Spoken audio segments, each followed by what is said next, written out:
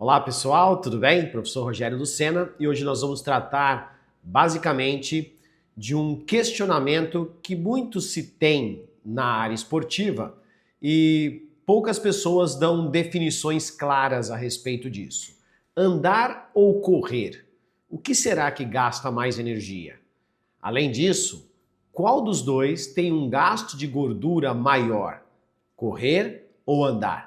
Então, nesse vídeo, nós vamos tratar especificamente sobre isso. Essas atividades, tanto da caminhada quanto da corrida, são atividades que despendem, têm maior gasto energético.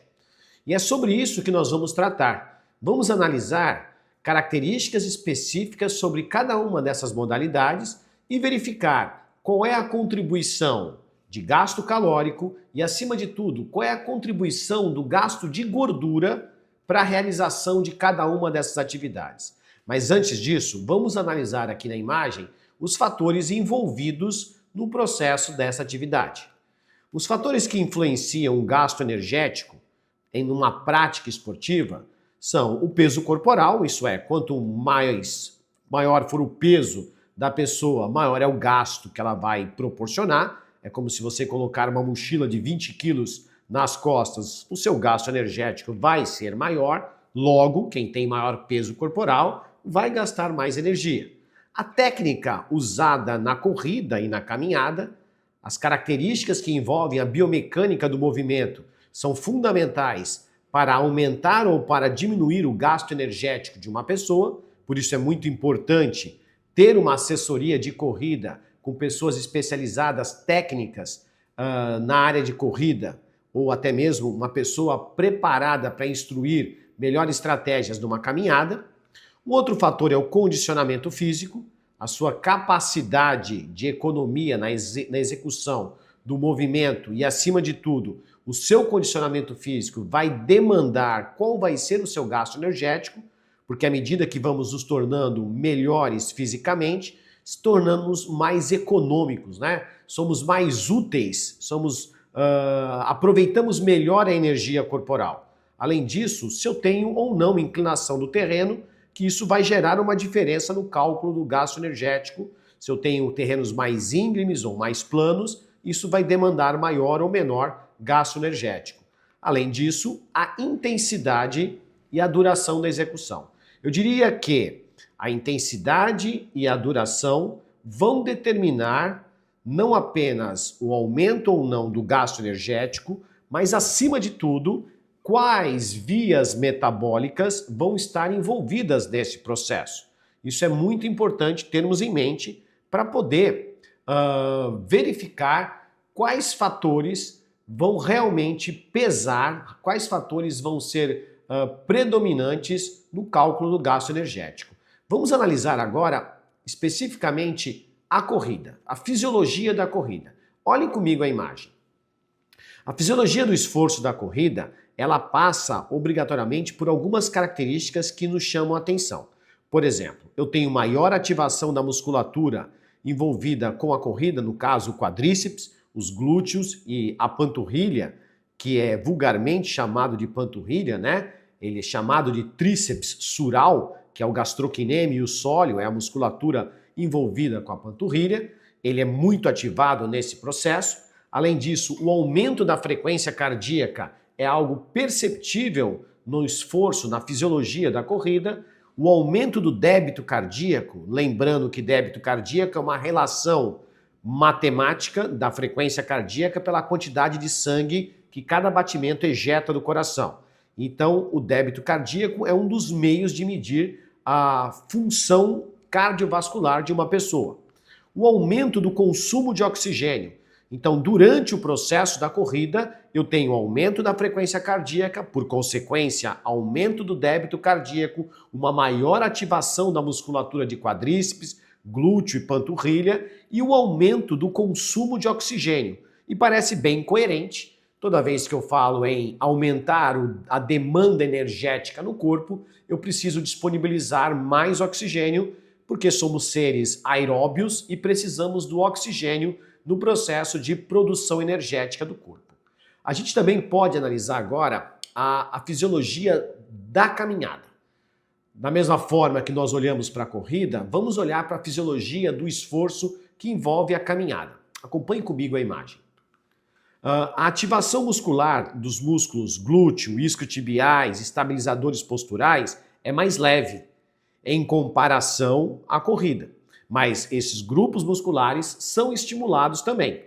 Além disso, existe um aumento da frequência cardíaca e do débito cardíaco em intensidades proporcionais ao deslocamento que a caminhada proporciona.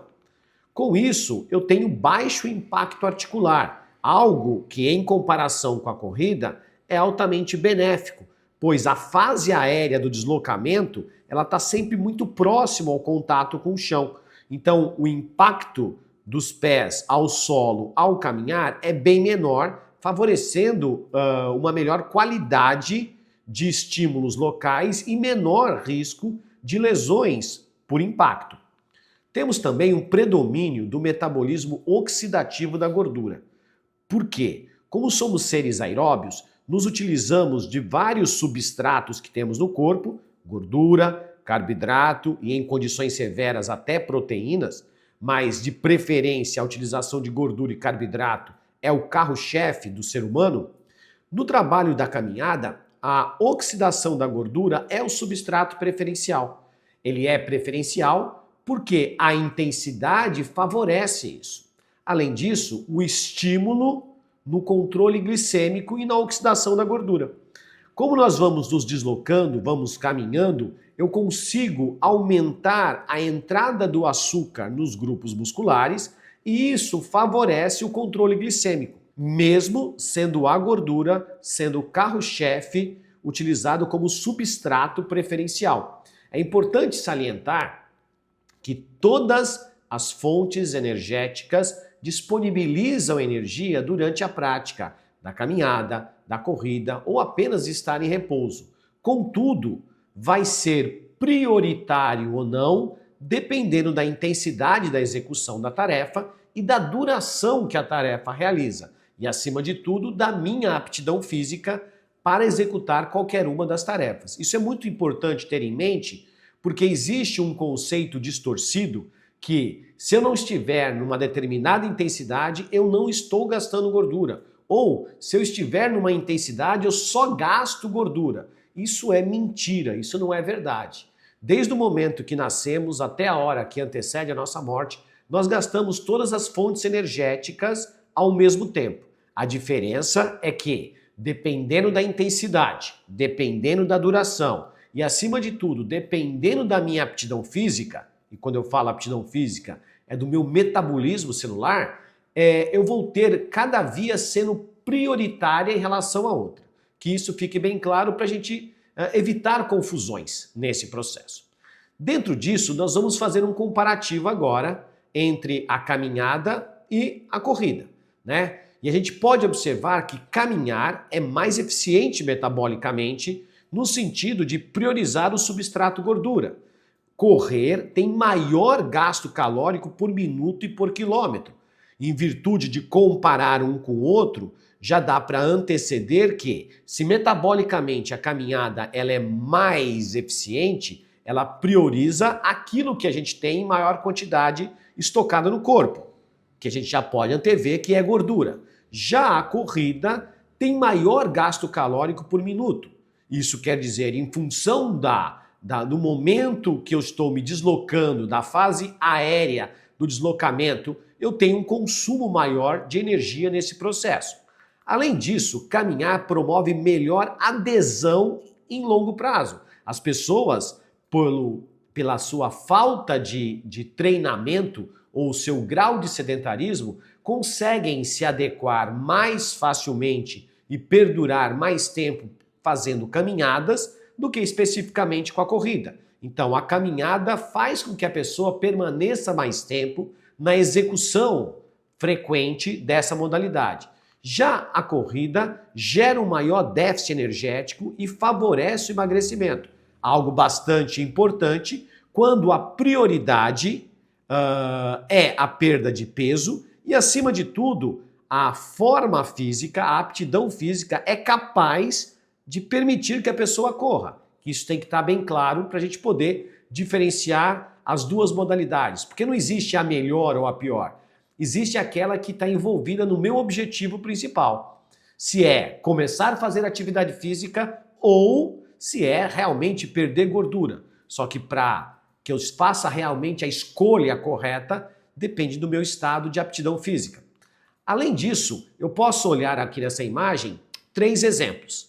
Um atleta que tem como estratégia clássica a performance e a resistência, e esse está envolvido com a corrida. Uma pessoa com sobrepeso ou iniciante parece ser a caminhada uma atividade muito mais segura para as articulações, para toda a parte estrutural óssea e muscular, e é muito mais eficaz, porque cria aderência e vai melhorando também a aptidão física. Ou mesmo o idoso, que pode utilizar a caminhada, certo? Como um mecanismo de preservação articular em virtude das características de tempo de utilização em função da idade, além de melhorar a função cardiovascular proporcional ao quadro que ele tem. Vejam, qualquer uma das escolhas, caminhar ou correr, é muito importante verificar o perfil de aptidão física e os objetivos propostos. Porque eu posso desejar correr, mas se a minha aptidão física, se o meu sobrepeso ou até mesmo a minha obesidade não forem favoráveis, eu corro o risco muito grande de não ter aderência. O que eu quero dizer com isso? Uma pessoa com sobrepeso resolver correr, o risco potencial de lesões osteoarticulares é muito grande. E a estratégia da perda de peso para essa pessoa pode ser frustrante. Ela vai conseguir realizar o deslocamento por 5, 10 minutos no máximo e não vai conseguir dar continuidade, principalmente por causa dos riscos de lesões. Contudo, a pessoa envolvida com a caminhada, ela consegue perdurar mais tempo realizando, apesar do baixo consumo energético, mas, acima de tudo, ela consegue ser mais longeva na realização da modalidade, podendo contribuir a longo prazo para a redução de massa corpórea, de tecido adiposo e, por sua vez, incrementar, colocando de forma lenta e paulatina, a prática da corrida no pacote. Mas, acima de tudo, é muito importante ter em mente que esse processo precisa passar por um profissional que tenha conhecimento. Não ache que é economia, porque vai ser uma economia barata para você se você não procurar um profissional da corrida, um profissional de atividade física, um educador físico. Isso vai fazer uma diferença na sua melhora da qualidade, acima de tudo, na sua aderência à prática esportiva e também a melhora das condições osteoarticulares como mecanismo preventivo. Bem, se até aqui esse vídeo está fazendo sentido para você, eu queria pedir para você deixar o seu like, se inscrever se você ainda não está inscrito nesse canal, fazer o seu comentário. Eu gosto de dialogar com as pessoas que assistem os vídeos. Isso é muito importante para a continuidade desse trabalho que visa levar bem-estar, levar conhecimento para toda a população envolvida ou disposta a querer praticar atividade física. Mas vamos dar continuidade e agora nós vamos comparar a atividade física correr com a atividade física andar. Para isso eu vou usar um protocolo já estabelecido e olhem aqui na imagem, é uma fórmula de cálculo para caminhada que leva em conta o peso corporal da pessoa, a distância em quilômetros que ela vai correr e uma constante que faz parte do coeficiente gasto de energia por quilômetro andando de uma pessoa. Isso tudo foi criado pelo American College of Sport Medicine, que é um órgão máximo que rege tudo que envolve mensurações no que se trata a prática da atividade física. Então esse protocolo ele é bem estabelecido, bem utilizado. Vou também utilizar um protocolo para correr. Dá uma olhada na fórmula, que é o peso corporal vezes a distância em quilômetros e a constante 1,036. Da mesma forma que a base de cálculo para andar leva em conta o peso corporal, a distância em quilômetros e uma constante, correr é o mesmo princípio.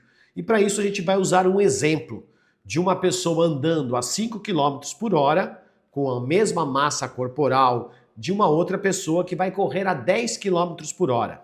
E a distância a ser percorrida vai ser de 2 quilômetros. Então vamos calcular inicialmente qual seria o gasto calórico usando esses protocolos. Acompanhe comigo a imagem.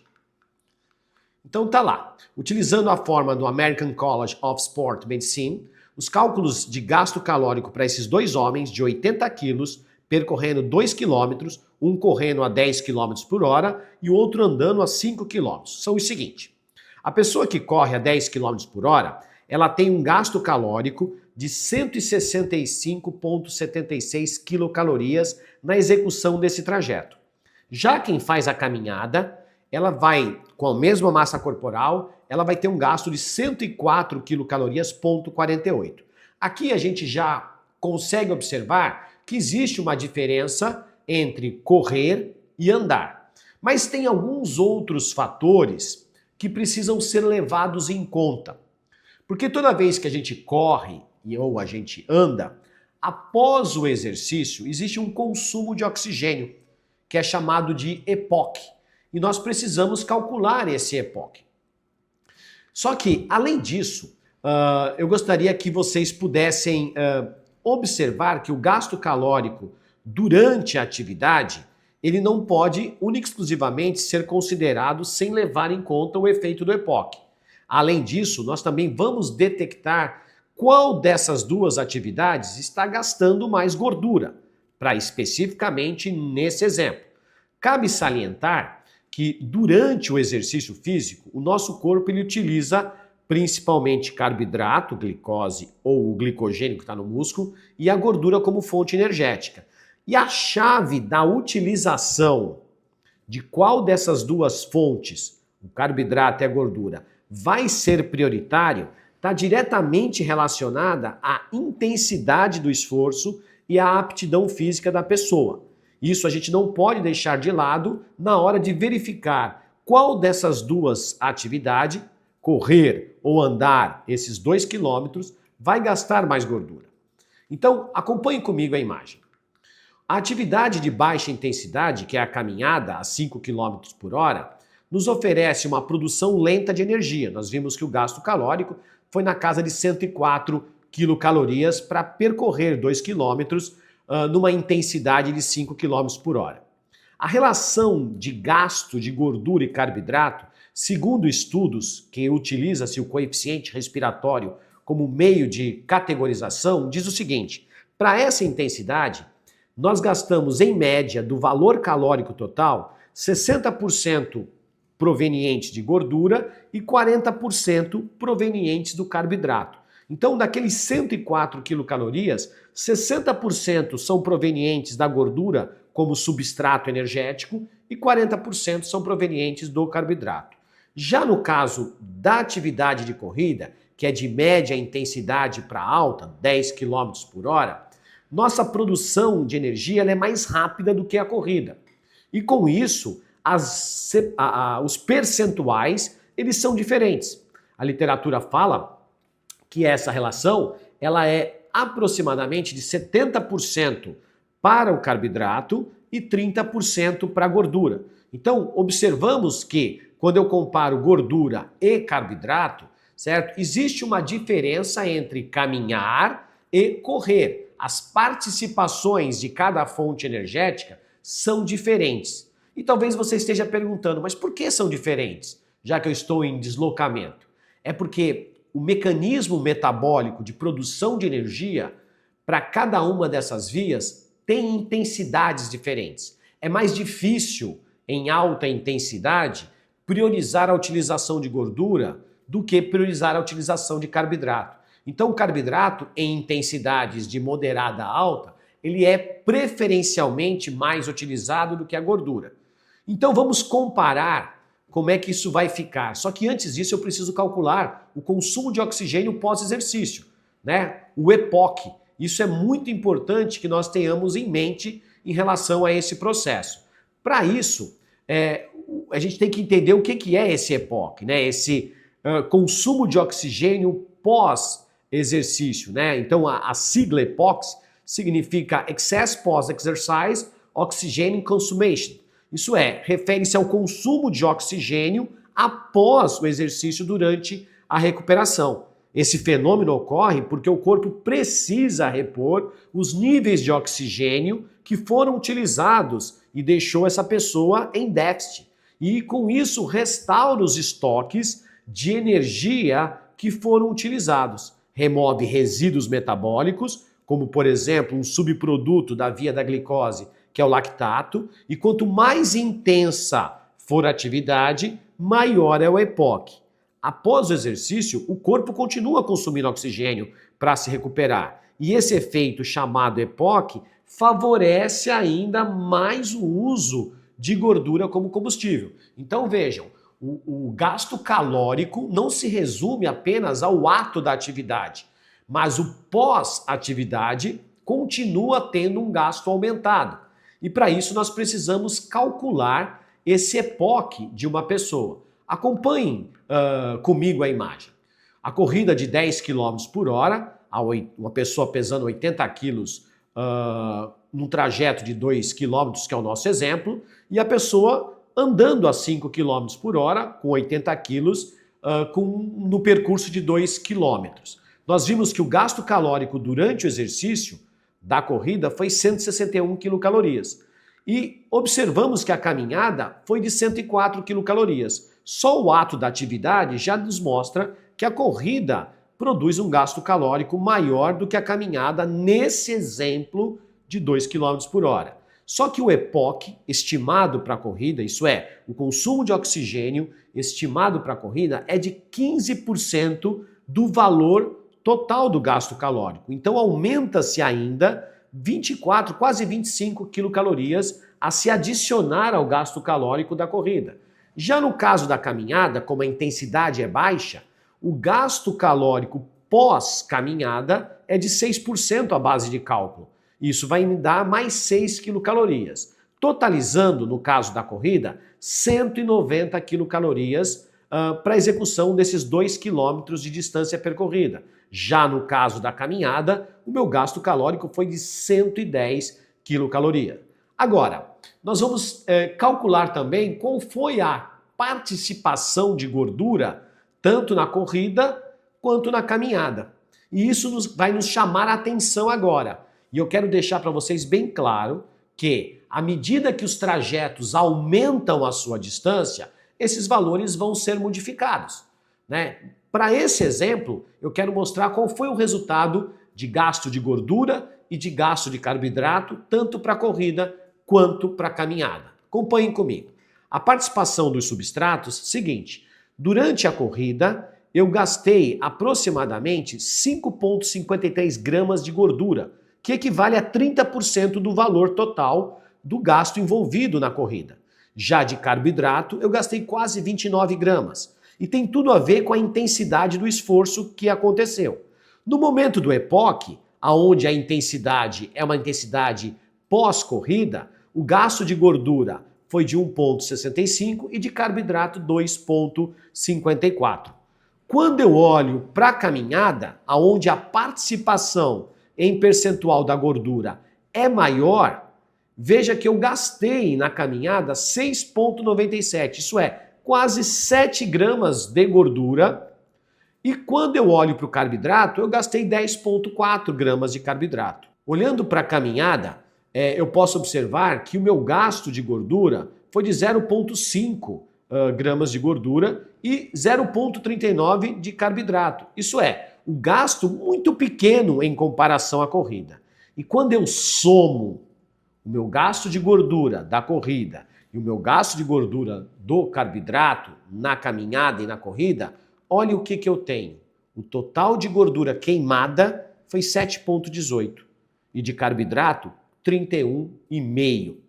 Quando eu olho para a gordura, eu vejo que eu gastei mais gordura na caminhada em comparação à corrida. Mas eu quero enfatizar uma coisa aqui. Peguei um exemplo proposital, só para criar um pouco de questionamento na sua cabeça. Por que proposital?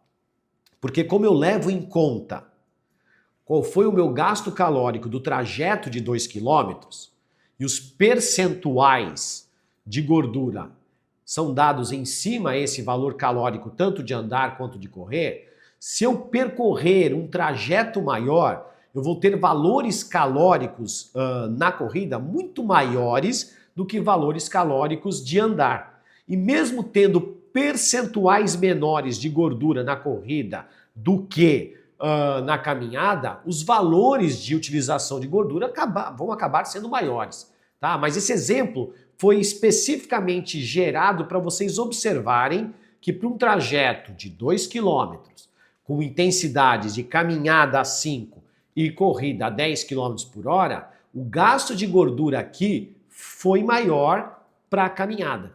Mas o gasto total energético, a corrida continua sendo a melhor estratégia no processo. O que a gente pode tirar de lições aqui? Primeiro, correr ou caminhar vai ter uma demanda energética acontecendo. Correr ou caminhar vai produzir gasto de gordura e gasto de carboidrato. As intensidades vão determinar qual substrato vai ser preferencial. E quanto maior for a duração dessa distância, desse evento, da execução desse trajeto, maior vai ser o gasto calórico, maior vai ser a quantidade nominal de gordura e carboidrato sendo utilizadas. Com essa ideia, a gente pode chegar a algumas considerações finais. Primeiro, caminhar ou andar, qualquer uma das duas atividades, são fundamentais para aumentar o gasto energético, para priorizar a queima de gordura e de carboidrato no corpo, mediante as distâncias que eu vou executar. A segunda consideração que eu quero ter é importante, obrigatoriamente, que as estratégias sejam bem traçadas para que a longevidade da execução da tarefa continue duradoura. Não basta você querer correr se fisicamente você não está preparado para correr. É melhor você começar a andar para que essa atividade se torne duradoura e você possa ir incrementando a corrida, adequando ao seu estado físico, à sua aptidão física, às suas características osteoarticulares e, acima de tudo, você precisa ter ao seu lado alguém que conheça para essa execução. Eu já repeti isso em outros vídeos e vou voltar a dizer isso. Você não procuraria uma pessoa para tratar, para te operar, que não fosse um médico. Você não procuraria uma pessoa para te defender num tribunal que não seja um advogado. Por que você insiste em fazer as coisas com pessoas que não têm formação na área de atividade física? Procurar um profissional de atividade física é fundamental para você economizar. Ah, mas eu vou gastar pagando um profissional. Você não vai gastar, você vai ganhar. Você vai investir em você. Você vai economizar em qualidade de tempo sem fazer atividade física. A sua qualidade de vida vai melhorar, o seu estado de aptidão física vai melhorar. O investimento é altamente viável e eu diria mais, é barato para aquilo que você vai conquistar. Então, fica aqui a deixa. Quer ver o seu eu do futuro agradecendo? Investe em você agora. Vai correr, vai andar, insista na prática da atividade física. Bem, se esse vídeo fez sentido para você, se tudo aquilo que eu falei, expliquei aqui, ficou claro para você, correr ou andar, teremos gastos calóricos, ser percentual mais de gordura ou não, isso é questão de processos. Deixa o seu like, faça o seu comentário, acima de tudo, divulga esse vídeo para outras pessoas. Eu serei muito grato, Deus abençoe a sua vida.